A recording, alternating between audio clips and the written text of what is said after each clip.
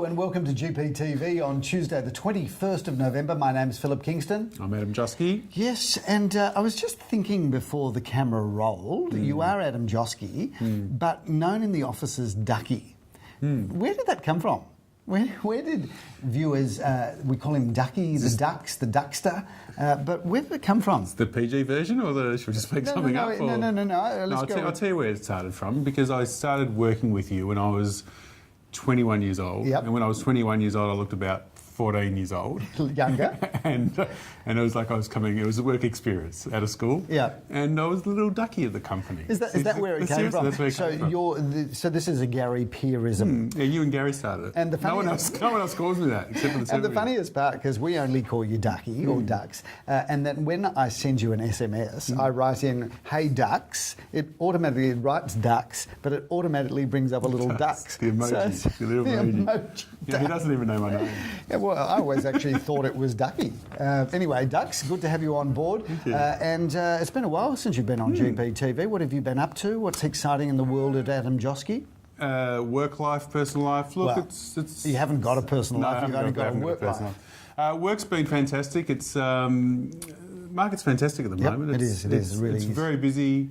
What I find bizarre is it seems to be a bit of sentiment at the moment that the market's lost its kick, and that it's slowed down and gone backwards. And I mean, we'll talk about our clearance rates in a few minutes, but we're finding it's as strong as ever. And it really is. I mean, there has been a lot of talk nationally about the housing market and how the fact that it's come off in Sydney and it's come off in Melbourne. And the truth to that is it has come off if we talk about national figures. But it has marginally. It certainly hasn't. Correct. And it's come off a very high base of clearance rates being 80-90%. Yeah. And what we're finding is it's going down to 70% each weekend. Yep. And everything's, oh my God, it's a disaster. Yet 70% as a base is actually a very strong clearance rate. And the reality is that it's gone from being the most incredible market, in fact, the most booming market that I think this country has ever seen. You'd have to go right back into the late 1980s to see another market that has been as strong as it has. We've had 4 years of a growing market. So it hasn't gone from being incredible to bad. It's gone from incredible to a really good market. Yes, correct. Yeah. Speaking of that, viewers, we have smashed it yet again, and very proud of our team. We have come through a big weekend with 25 auctions, with 20 out of 25 selling, giving us an 80% clearance rate. So we better get those towers up, because the industry was down at 65%. But having said that, viewers, whilst we're very proud of the fact that we've smashed the market, the reality is it was 65% from a massive weekend. I think there was 1,400 or 1,500 auctions on. And generally, greater volume leads to lower clearance rate. So supply demand. Viewers, keep in mind also that a big weekend in Melbourne, if we went back only 5 years ago, a big weekend of auctions was 1,000 auctions. They used to talk about Super Saturday being 1,000 auctions. Now Super Saturday has turned into 1,400 or 1,500 auctions. So we're certainly moving a lot more volume, and certainly that's what the industry is doing. Do you think that's a lot of that is greater density in housing? I think it has to be, yeah. There's no question that Melbourne is becoming a bigger city. It's becoming a denser city. Having said that, we are still one of the least populated cities per square kilometre of any major capital city in the world. Australians and Melbourneites still live in the biggest houses. In fact, there's an article in yesterday's Age newspaper, I think it was front page of the Age newspaper, about how housing in Australia is getting bigger per household. So interesting stuff happening. The weekend, how good was the weekend? Incredible. And hot too. How summer is truly hit We're not us. even in the heat yet. I know. We have to wait till February, March when you come back. What a bizarre weekend though. Saturday night, I mean, have you seen rain like we had on Saturday? Crazy. It was unbelievable. Flash flooding in Melbourne, and yet 30 degrees at some of our auctions yesterday. My kids were going nuts. The dogs are barking. It was all happening. Did you get for a swim at the end of your open for inspections yesterday? Not all the thunder was on. Yeah, well, amazing weekend. But we had some amazing results, and let's have a quick look at some of them. Yep. So Saturday, Adam, another big auction Saturday for us, and we had some really good results. Bentley was the standout weekend for us. We're doing so much work in Bentley, and certainly it's an area that all of our salespeople work across, but particularly Leon Guzenfitter and Jody English from our office. But we had two great sales, 60B Tucker Road, Bentley. We had a quote range there of $1,200,000 to $1,320,000. Price is undisclosed there, but sold well in excess of the price range. And then we had a really good auction at 52A Barrington Street in Bentley East, virtually a brand new property. The owner was living there. We had a quote range there of $1,150,000 and sold that really well as well. Those townhouses, how good are they? We keep saying it. They just keep turning over. Well, it's probably the future of real estate. I mean, ever since prices went up, particularly the last 4 years, as you say, it's become unaffordable for a lot of people. So, townhouse living, dual occupancy is the way that people are looking at it. And I think let's just explore dual-ocs for a moment, because we talk in terms of Melbourne being one of the most underpopulated cities by world standards. And we talk about dual-ocs, and a dual-oc for us viewers is where we take a 650 square metre block, which is the typical block in our area. It gets divided into two. A party wall goes up the centre, and we end up with two houses on 325 square metres of land. And each property is probably around 300 square metres or 30 odd squares. Yeah, including the garage. Now, that property on its own is still larger than most people's houses in the world. And if you think in terms of if all Melbourne did was subdivide all of its land into smaller lots like these subdivisions, we could take millions of more people, still with the most incredible standard of living. Sure. You can have 30 odd squares, you're going to still have a good backyard, you're going to have a nice open plan living area. Yeah, I mean, the livability of these town residences today are unbelievable, because more often than not, they're 4 bedrooms, 3 bathrooms, lock-up garage, car parking in front, al fresco area, and certainly the one that we sold at 60B Tucker Road, it was one of the best that I've seen, and perhaps we'll just put a little bit of footage up on that as we talk about it, because the livability factor of that is enormous. Yep. Kitchen, meals, family room,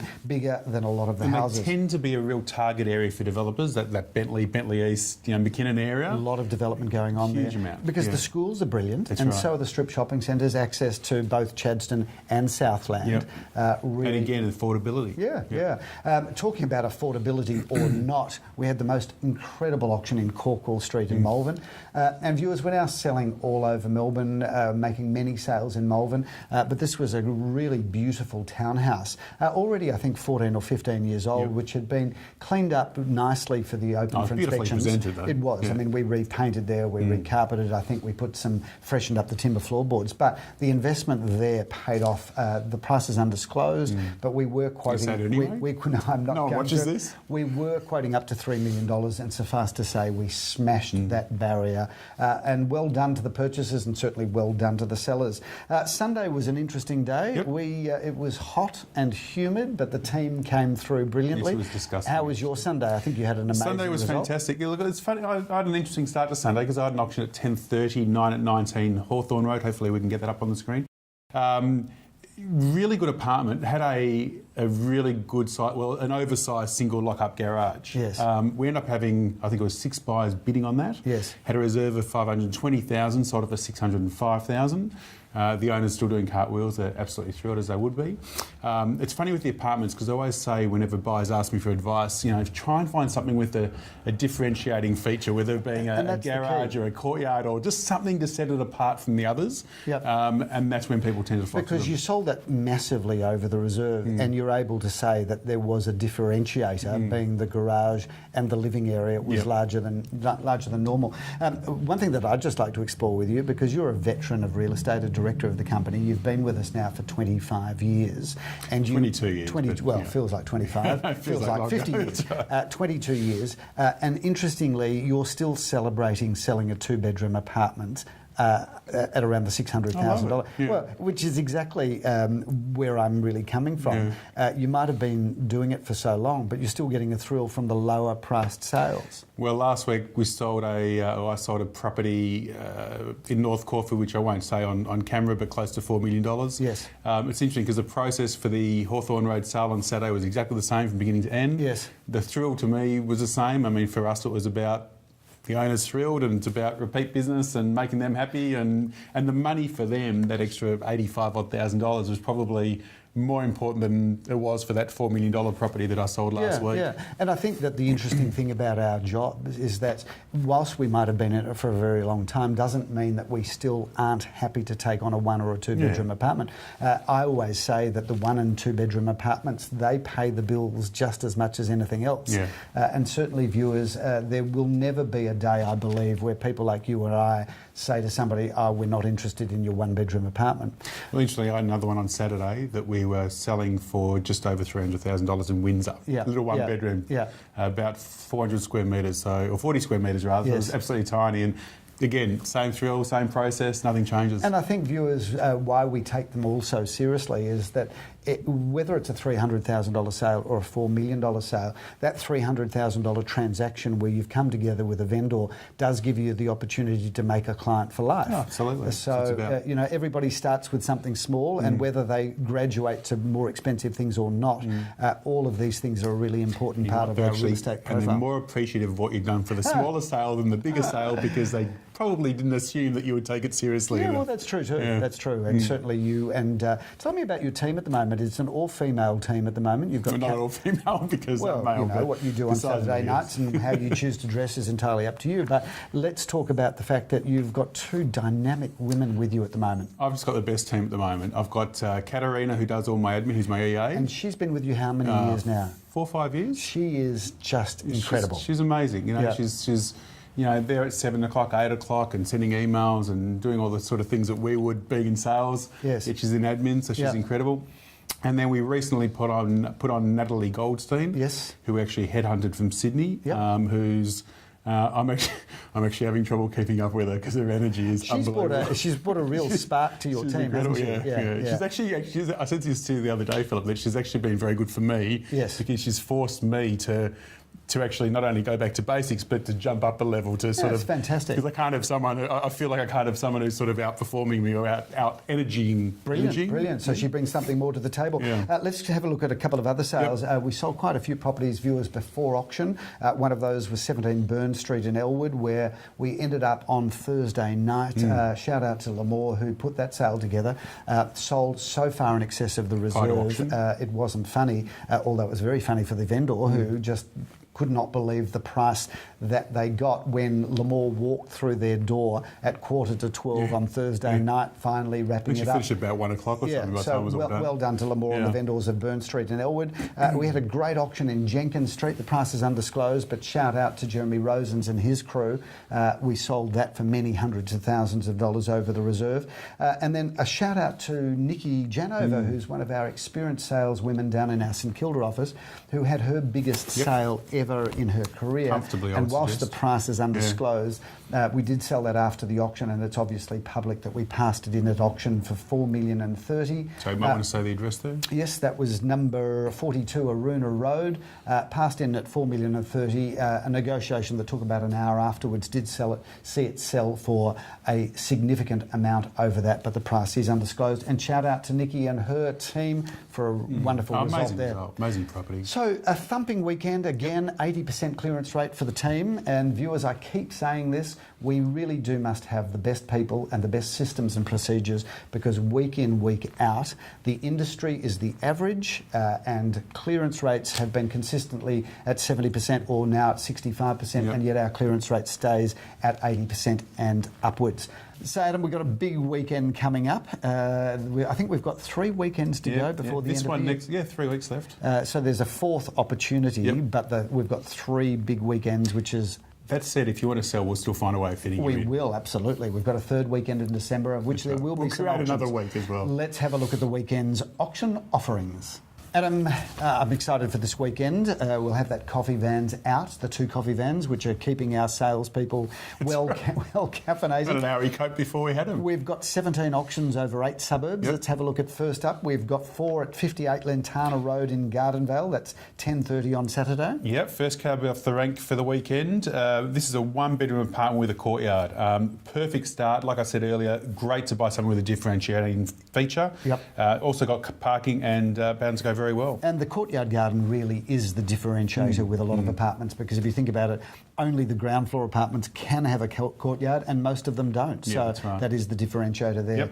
We move on there. At the same time, we've got 3 auctions at 10:30 on Saturday morning. We've got 3 at 7 Maroona Road in Carnegie, which is a fabulous property. And talk about properties with a differentiation. This is a 3-storey town residence, and it's 3 bedrooms, 2 bathrooms and 1 car space, which is metres undercover and security car parking. And that has got its own courtyard as well, let alone its polished timber floorboards, stone bench tops. It's a wonderful property. Also at 10:30, we've got Gary doing an auction at 160 Sycamore Street in Caulfield South, which you've been looking after. Tell us about this property. I've had the pleasure of looking after this one with Natalie. This is a great entry point if you want to, I guess, get into a home in South Caulfield. Fantastic accommodation: 3.5 bedrooms, 2 bathrooms, 3 toilets, off-street parking. Not a huge block of land, but it does make it a little bit more affordable and a great place to start. Wonderful. 2 auctions at 11:30. In ELSTERNWICK, we have apartment 4 at 28 Clarence Street. Leor Samuel will be doing the auction honours there. Yeah, also a very good apartment. We're talking about differentiating features. This is actually a 3-bedroom apartment. Good sized bathroom, off-street parking, but again, very rare having that 3rd bedroom. Do you know, the thing I love about 3-bedroom apartments is that they don't sell at a massive premium to a 2-bedroom, That's right. but obviously give you a massive difference in space. Yep. So viewers, 3-bedroom apartments are not that common. I reckon they would represent maybe 10% of the marketplace at maximum. I find they're very rare, but very well sought after, because if someone works from home and they want to study or something, or if they've got 1 or 2 kids, some people even open them up to a living area and make a bigger living area, so it makes it a lot more versatile. And if you think about Europe, for example, 90% of people in Europe live in an apartment that would be smaller than that 3-bedroom that we're selling.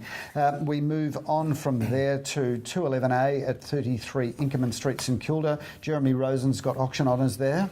Yep, this one is a bit of an iconic block in Inkerman Street, St Kilda. It's a good sized living area. It's 1 bedroom. It's also got a separate study, which should make it popular for people. Off-street parking, and it's a property that you can just move in, do nothing, and I'm and just very enjoy. joyful about having an apartment for sale in that building, because obviously 33 Inkerman is where our sales office is. Yep. And certainly lovely. The team can just walk. We're not selling the office, are we? The team can just walk upstairs and get straight into the action there. We've got 4 at 12:30. We've got apartment 4 at 1012 Glen Huntley Road, Caulfield South. Yeah, another good, neat, tidy apartment. 2 bedrooms, 1 bathroom, off-street parking. This one's older style, so it's got higher ceilings. It's got that character that a lot of the older properties have. And great position there, tram at the front door, and sandwiched really between Caulfield Park and Princess Park. So Correct. great location there. In Bentley East, we're back there, and of course Leor and his brother Aviv have the honours there at number 6 Tasman Road in Bentley East.